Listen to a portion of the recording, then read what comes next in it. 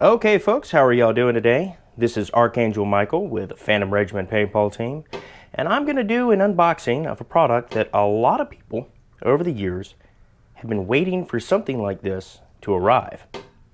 A company out of Germany called Maxxloader has delivered a production quality backpack feed system. Got this sucker in just yesterday. We're going to open it up, take a look at it as it comes.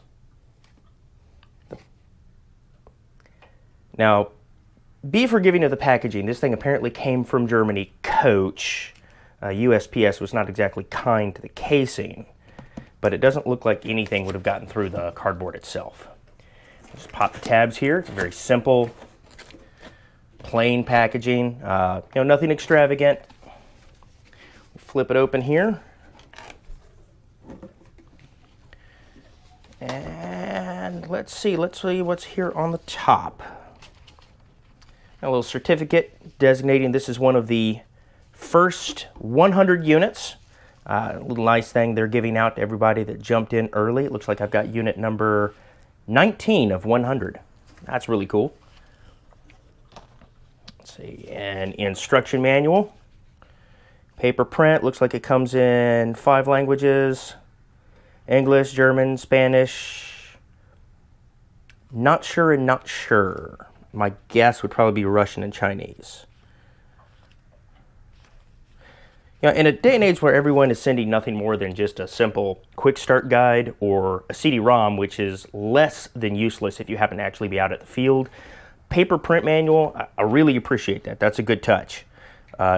Probably not the cheapest way to go about it. The manual itself appears to be all black and white print, kind of small print. But they're cramming a lot of information in here, so that's good. What do we have here? Warranty card. If you buy one of these, fill this out. Send it in. Makes all the difference in the world. All right. This looks like the main unit itself. A film of bubble tape over it. Let's set this guy up.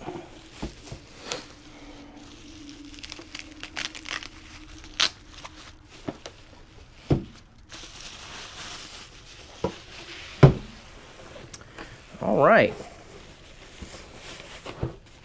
let's slide this to the side for a moment and focus on the main unit itself. That's actually, it's not as big as I thought it would be. It seems like they managed to condense a lot of this packaging. Got a physical toggle on-off switch here underneath a rubber cover to protect it from paint, dirt, grime. That's a good touch. The battery door right here, looks like it takes a small Phillips head to open that. Go ahead and open that up, take a look in.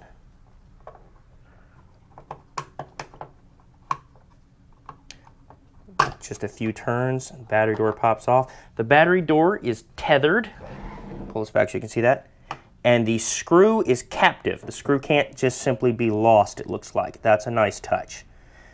And it looks like a standard plug-in lithium-ion battery style connector there. Paintballers, we don't normally deal with a lot of those, but I think the airsoft crowd will probably be familiar with this style of attachment. Let's see where that battery is here in the box.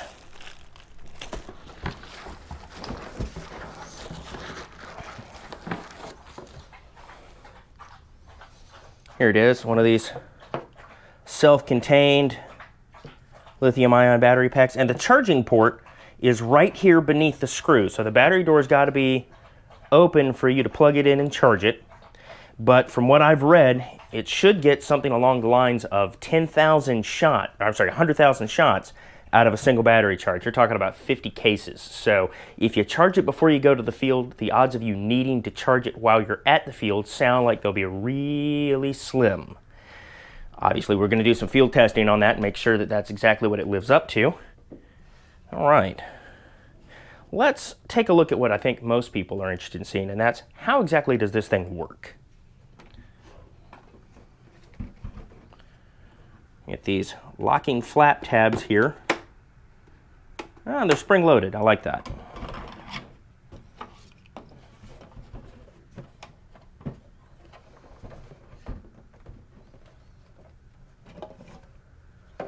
All right.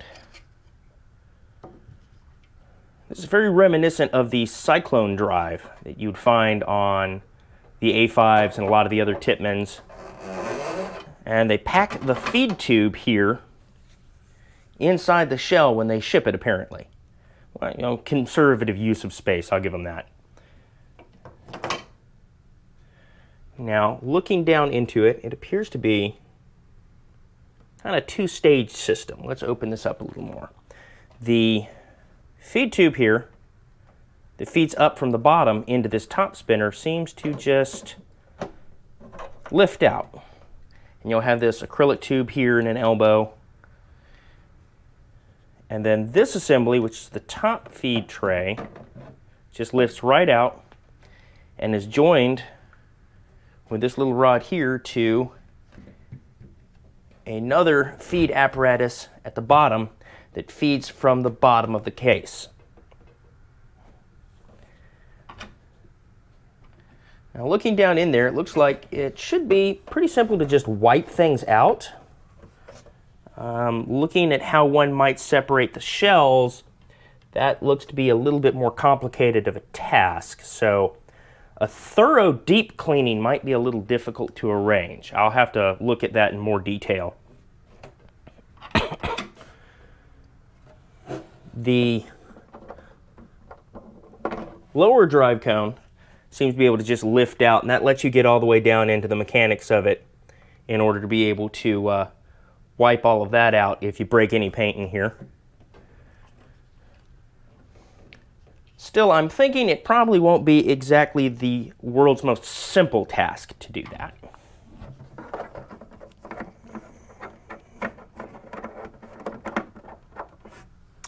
It looks like when you go to set it back in, it just aligns with a couple of tabs on the drive wheel down there, and everything lines up.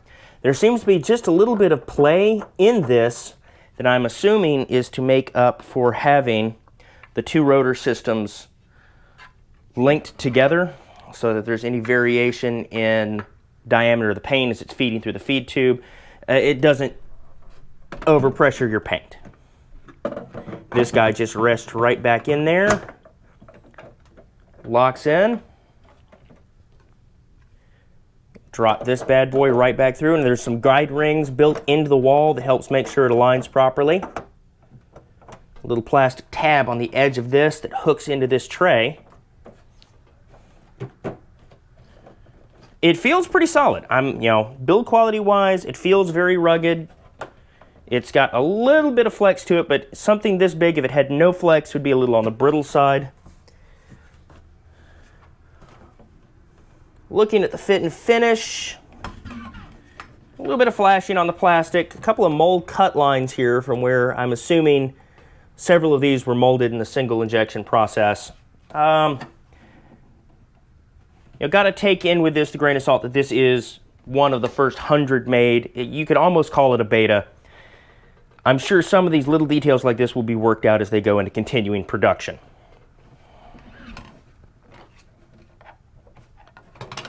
Take a look at how this guy right here attaches. And it looks like it just threads in.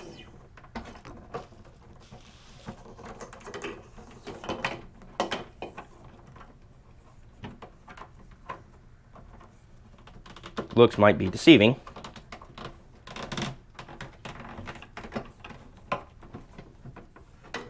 There it goes.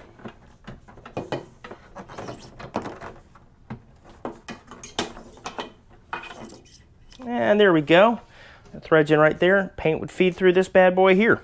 Now there is a wire port right here that sticks out next to where the feed tube is. And that is what attaches to the next part of the system. And that is the connection point at the marker. That's this little guy right here. It'll drop into the feed neck of your standard marker. They've got an adapter that lets it attach to cyclone-fed A5 style markers. And I'm sure other adapters will be coming out along the way.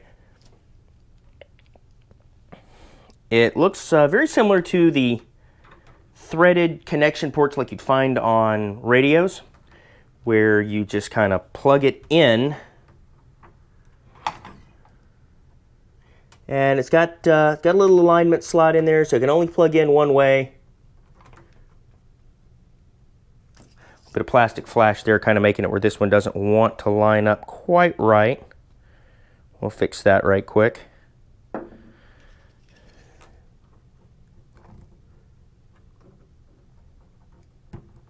There we go. And then this little threaded bit right here comes up and over and tightens down to make sure that your connection can't come loose during play. Now what you'll end up doing is you're going to want to kind of coil this wire around the feed tube a little bit until it gets just short of there. And then all of that is going to go under a protective cover like so. You know, kind of like remote line covers. A lot of us have seen these things as we've played. Same basic concept. Just open-ended tube, a little bit of elastic and drawstring on one end. You know, they're nice enough to put a logo on it, but other than that, this is a pretty basic tube of fabric. You know, not much to say about it. No real expectations to have. Let's see, what do we have now? This is the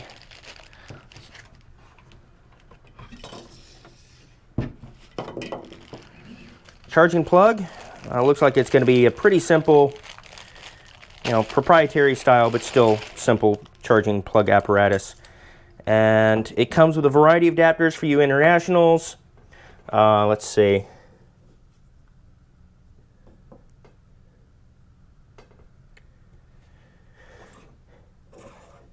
I'll be honest to say that I don't know my foreign plug styles very well, but they took that into account that they're going to have a big market. They went ahead and dropped in several. This United States one's going to be the one that I need, and it looks like they pretty much just drop in and kind of twist lock into place. Very simple, little button to release. Can't really talk for too great of length about a charging plug, but there it is, guys.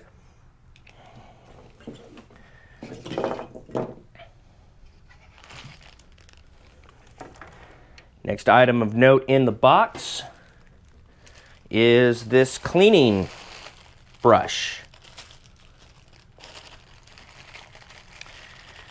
Now I know one of the questions that popped up when they were first teasing and releasing some of the pre-production information about this is, what do you do if you break a ball in that hose? And they have included a solution. It's a long wire bristly cleaning brush. You know, not like it's not something that you couldn't have picked up at like a Home Depot or a Lowe's or, you know, what have you. I'm sure that this is there's going to be a very similar off-the-shelf component to this, but it's nice that they went ahead and included one. They went ahead and made sure you had what you needed in the box. Wire's a little on the stiff side, so that's good. That means it won't kink up as you try to push it in and out of this feed tube. And it looks like it's easily long enough to reach all the way up into the drive mechanism from the end of the tube. So that's good. And last item in the box is the harness apparatus that you're going to use to carry this bad mamma jamma. And it looks like they went with very similar to like a hiking backpack style frame. It's got the lumbar support here and the wraparound hip pad so that you can place the majority of the weight on your hips. That's good. That's going to cut down on player fatigue a bit. Cinch straps all over the place. Got the chest strap right here to help keep it in place on your shoulders.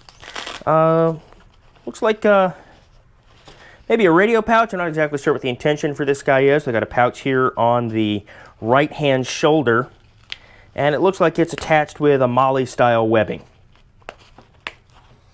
A little Velcro tab up here on the upper shoulder that looks like it's how you would restrain the feed tube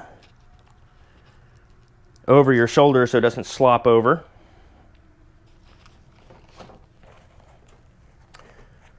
Another little pouch here. Looks like they put some Molly webbing on the hip points as well. Let's see how many rows we have here.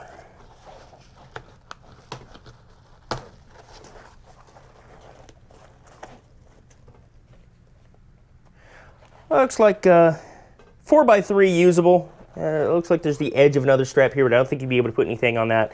And the opposing hip looks to be a mirror of that. So enough to put, say, you know, a general purpose pouch, maybe a holster pistol if for any reason you think you're going to run out of 2,000 rounds of paint in a single match. Yeah, I don't think you'll need the pistol. When you flip it over, you'll find that the loader itself attaches pretty simply. It's 2 straps on each side and the one layover strap that goes over the top of it. These are cinch straps on either side, and this looks like a standard clip style strap that goes around it, and that's probably so that you can open up the top of it and refill it without having to remove the unit. At the bottom of the pack is a tank pouch, and this guy seems to be big enough to take any size loader I'd imagine you try and cram into there. You know what? I'm going to get a test fit here in a minute and get some photos of it with a 100 CI Gorilla tank, because that's about as big as that's the size tank you're going to need to run 2,000 rounds in almost any gun. It looks like the pouch itself, however, is not affixed to the unit. It's just attached by 2 straps that are. So if you want to run tank on gun, you can remove this completely. Let's lay this guy on here. And I'll show you how it straps on.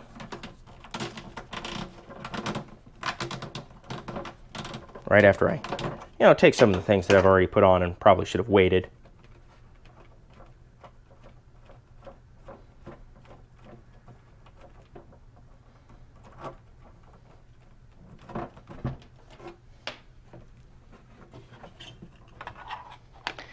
Now, Maxxloader's already put out a series of videos on tech tips and how-tos, and I definitely recommend anybody who's interested in this guy, go ahead, take a look at those videos. You'll find their channel on YouTube as Maxxloader. So let's lay this guy here in the center of the framework of it. And you'll just take these straps on the sides, and there's mounting points molded into the unit here. You'll just feed the strap through, and then around and through into these slip straps here.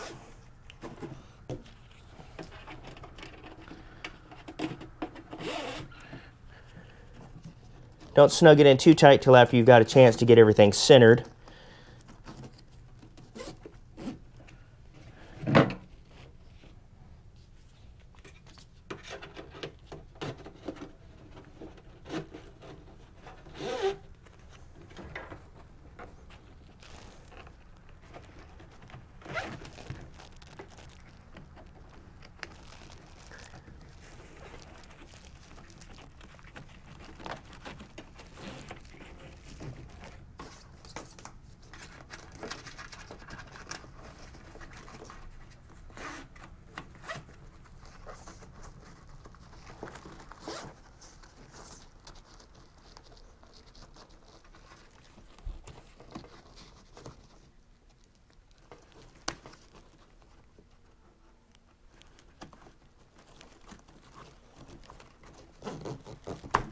Oop, missed that one.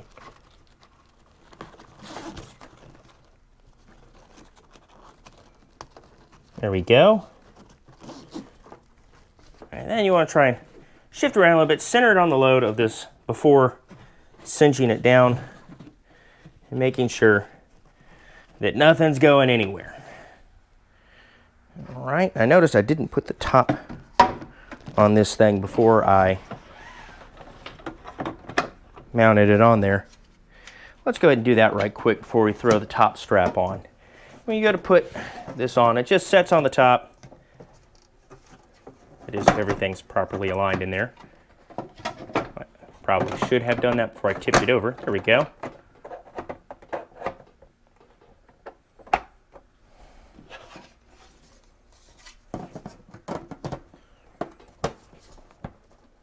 And then just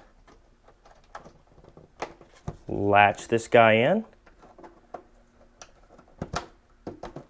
Like I said, spring-loaded, and that's nice. That keeps it from popping open. And they've got this little leather pad, or leather, pleather, rubber. Actually, it's kind of like inflatable boat material that keeps the buckle from scratching up the plastic. And just flip this guy around. Adjust to fit.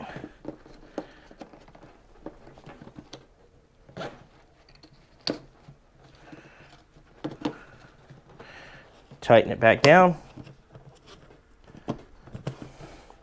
Strap has this little rubberized holder, keep everything in place. And there you go, guys. That's how you strap it in. Empty, the unit really is not as heavy as I figured it would be. It's not much heavier than you know, some of the pod packs out on the market. Maybe a tad heavier, but then again, considering what it carries, that should come as no surprise. That's the unboxing and initial view of the Maxxloader feed system. I'm going to come back to you later on with more information after I get a chance to actually use it in the field and give you some impressions. Thank you for watching.